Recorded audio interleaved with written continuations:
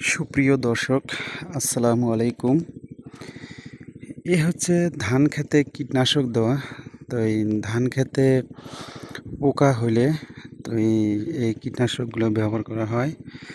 তো এই কীটনাশক ওষুধগুলা অনেক গন্ধ করে।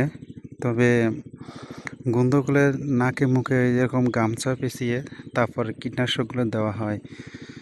তো এই কীটনাশকগুলো না দিলে ধান খেতে পোকা হয় এবং ধান ক্ষেতের মাঝখানে কেটে দেয়। কেটে দেওয়ার ফলে ধান গাছগুলো শুকায় যায়।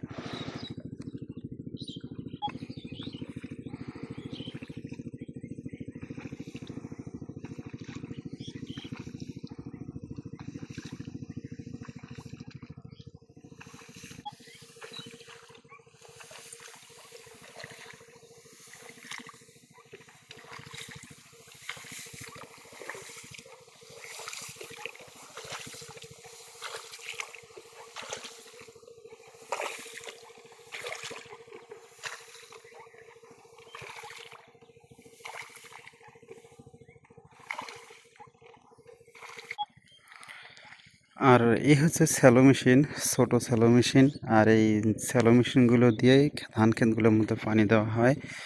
তো আমি আপনাদেরকে দেখাবো যে একই ক্ষেতে ধান খেতেই আপনার পটল, করলা এগুলো চাষ হয় এখানে।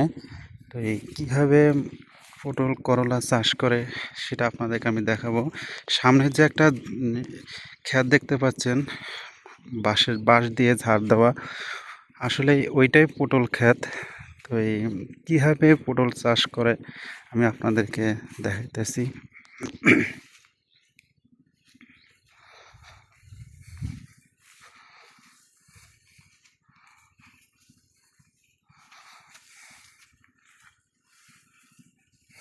পটল ক্ষেত এইভাবে চাষ করে, দেখেন এখানে আপনার বাঁশ দিয়ে কত সুন্দর করে ঝাড় দিছে তারা।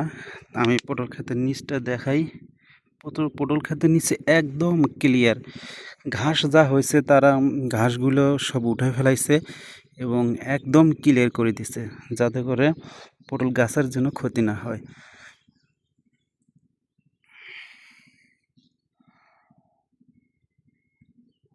এখানে একটা পটল হয়েছে, দেখা যায় এই যে পটলটা।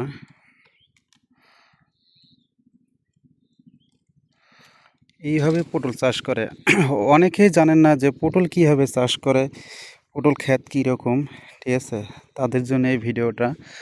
তো পটল এইভাবে চাষ করা হয়। পটল মাটিতে হয় না, পটল এইভাবে বাঁশ দিয়ে ঝাড় দিতে হয়, তারপর এই ঝাড়ের মধ্যেই পটল হয়।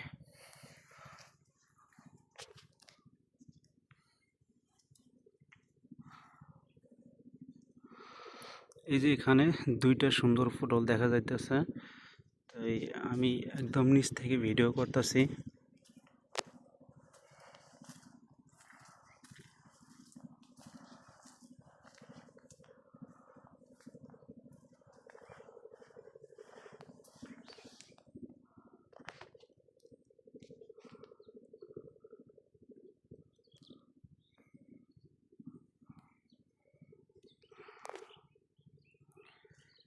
আপনারা দেখেন পাশে কিন্তু ধান ক্ষেত, ঠিক আছে? ধান ক্ষেত এবং তা একই জমিতেই আবার পটল ক্ষেত করছে তারা।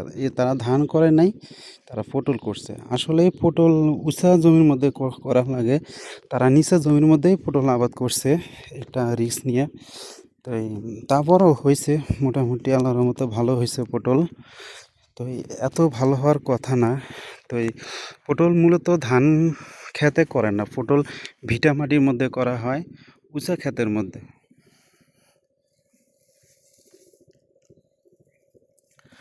বাঁশ দিয়ে খুঁটি দেয়, ঠিক আছে?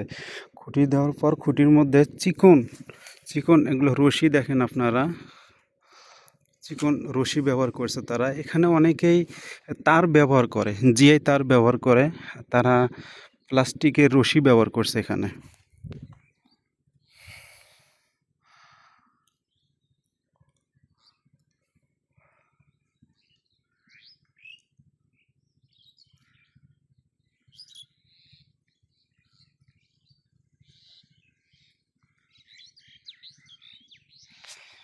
তো আমার ভিডিওটা এই পর্যন্তই। যারা পটল ক্ষেত এখনও দেখেন নাই, আমি তাদের জন্য এই ভিডিওটা আপলোড করব। আপনারা আমার ফেসবুক এবং ইউটিউবেতে এই ভিডিওটা দেখতে পাবেন। খোদা হাফেজ, আসসালামু আলাইকুম, ভালো থাকবেন।